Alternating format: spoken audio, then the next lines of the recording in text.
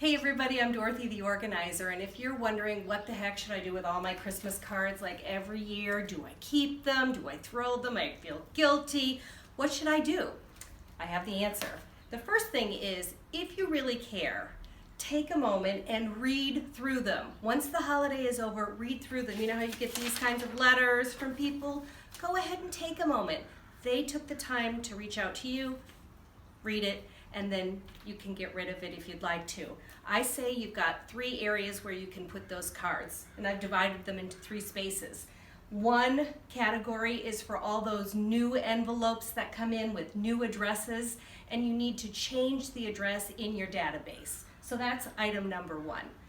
Then you can also keep those cards that you kind of like. They're really pretty, but you don't need them as memorabilia. I'll tell you what to do with those in a minute. And then the third category is to keep those that are really special to you. My mom made this one, so I'm going to keep this and go and sort through all the rest of these cards to see which category they go into.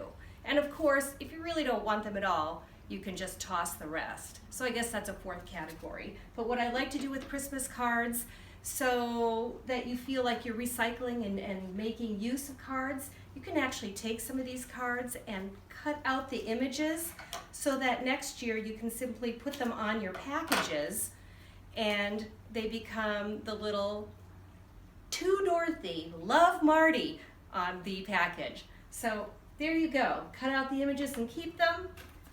Make sure that you keep the addresses and change those addresses in your database, or keep for memorabilia.